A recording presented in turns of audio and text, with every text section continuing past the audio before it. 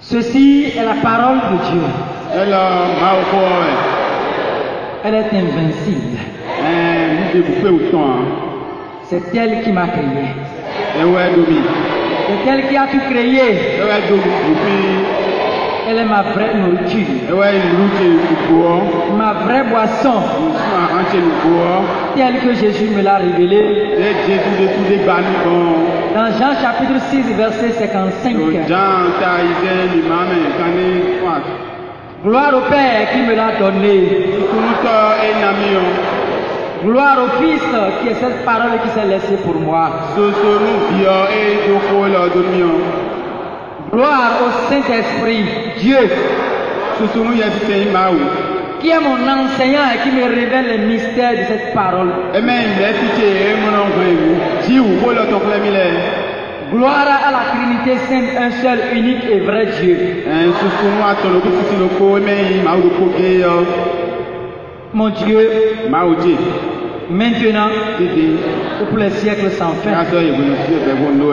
Amen. Alléluia.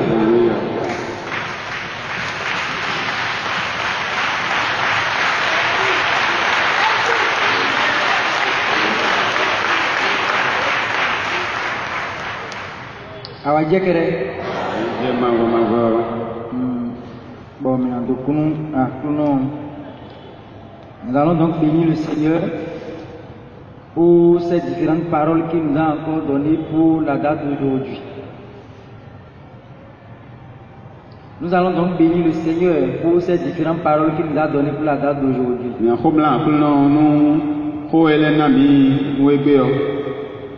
Aujourd'hui, nous sommes en train de commémorer nos défunts, les saintes dames du purgatoire. Et le Père, dans son amour infini, dans la puissance infinie de la communion des saints, nous a donné ses frères et sœurs d'intercéder pour nous avec puissance. Et il urge que nous aussi nous nouons d'amitié avec eux. Pour en profiter, les mystères que le Seigneur nous a révélés dans nos différentes écoles. La puissance et l'efficacité de leur intercession.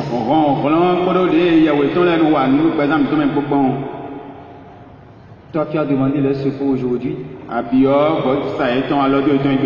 Pose la question à ton voisin ou à ta voisine.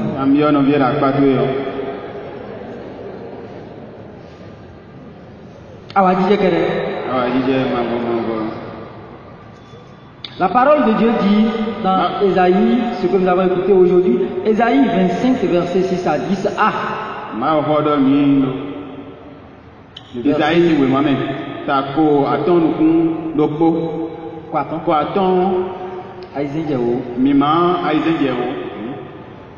Ce jour-là, le Seigneur Dieu de l'univers préparera pour tous les peuples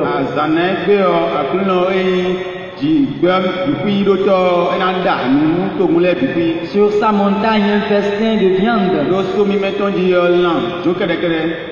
grâce et de vin capiteux. Un festin de viande succulente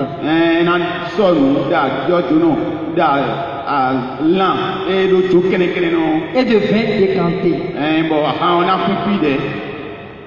Verset 7. Sur cette montagne, il fera disparaître le voile de deuil qui enveloppe tous les peuples et le linceul qui couvre toutes les nations. Verset 8. Il fera disparaître la mort pour toujours. Le Seigneur Dieu essuiera les larmes sur tous les visages. Et par toute la terre, il effacera l'humiliation de son peuple.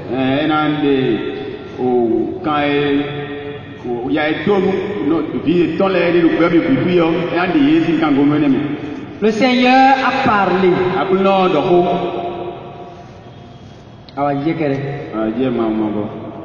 Le verset 9 nous dit, et ce jour-là, on dira, voici notre Dieu. En lui nous espérions. Et il nous a sauvés. C'est lui le Seigneur. En lui nous espérions. Exultons. Réjouissons-nous. Il nous a sauvés. Le verset 10. Car la main du Seigneur reposera sur cette montagne. Ovation de cette parole du Seigneur.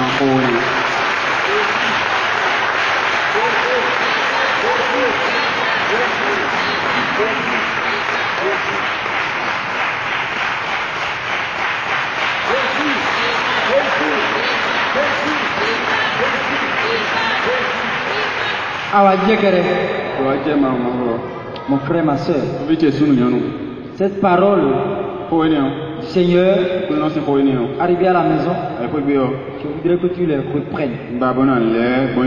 Tous les textes d'aujourd'hui. En union avec le Saint-Esprit, le Paraclet, pour entrer dans le mystère de cette parole. Je vais te poser la question. De quelle viande grasse s'agit-elle? De quel vin capiteux s'agit? De quelle viande succulente? Et de vin décanté parle le Seigneur.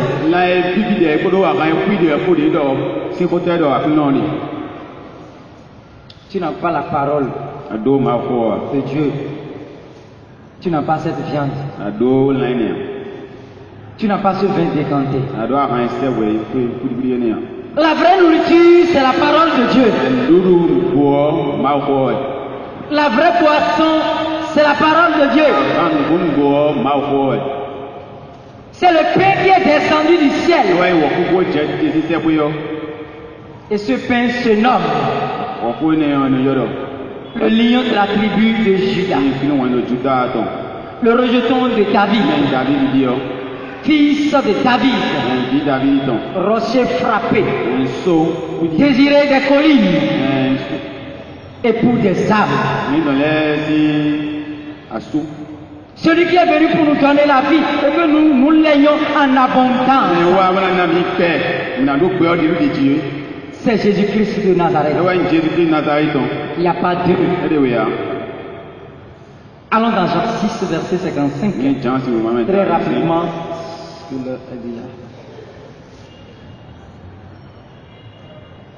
Allons un peu plus vite, s'il vous plaît.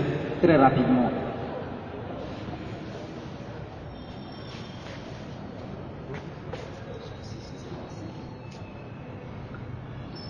Jean 6, verset 56. Celui qui mange ma chair et boit mon sang demeure en moi et moi en lui.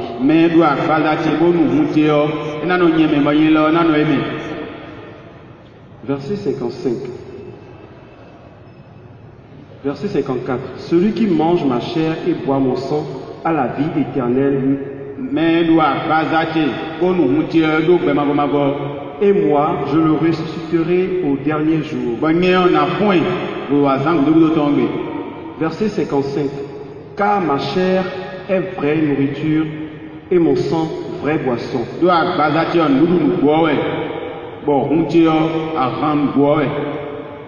Tu vois maintenant de quelle viande on parle et de quel vin on parle dans la première lecture. Et dans Jean chapitre 1, verset 1 jusqu'à 18, dans le prologue de Jean, on nous révèle également là que le Verbe de Dieu est Dieu. Il était Dieu, il est au commencement, tout a été fait par lui.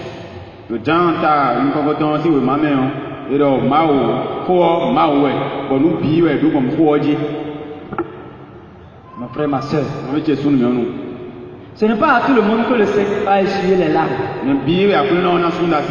Non. Toi, tu ne pleures pas. Si je viens chez toi, mon mouchoir viendra faire quoi? Il va essuyer quoi chez toi?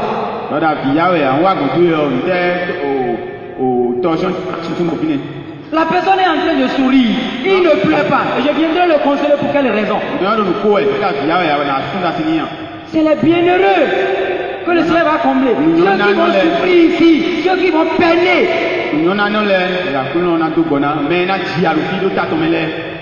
Combien de fois toi on te persécute? Combien de fois toi tu pleures à cause de tes péchés? Tu pleures parce que Jésus souffre. C'est à ceux-là qui veulent suivre. Ceux qui ont déjà leur bonheur ici. Comme le riche Lazare, on a essuyé les larmes à Lazare, mais pas au riche. Ta part est où? Tu l'as déjà eu ici ou bien tu attends ta part là-bas? Jésus, fils de Dieu, a pleuré sur la croix. Et le Père éternel lui a essuyé les larmes. Et tous ceux qui vont le suivre et prendre leur croix au quotidien auront également le même sort. Et comme Jésus est venu nous sauver dans son corps périssable, et il a laissé, on l'a détruit. Parce qu'il dit, détruisez ce temple et en 3 jours je rebâtirai.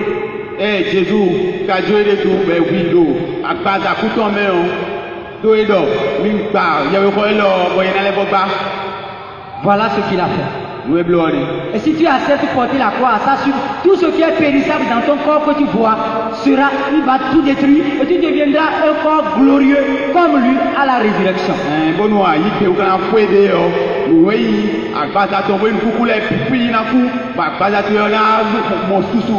Voilà ce qu'il nous révèle aujourd'hui dans la deuxième lecture.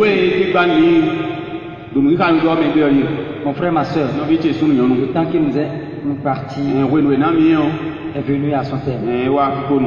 Mais les textes d'aujourd'hui sont vraiment riches. Tous les textes c'est particulier. Il s'agit de ton salut. Si tu veux aller au ciel, va reméditer les textes. Et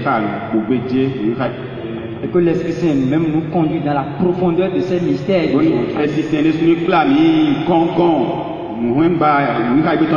Que tout soit pour la plus grande gloire de Dieu, pour le salut éternel de nos âmes. Amen. Alléluia.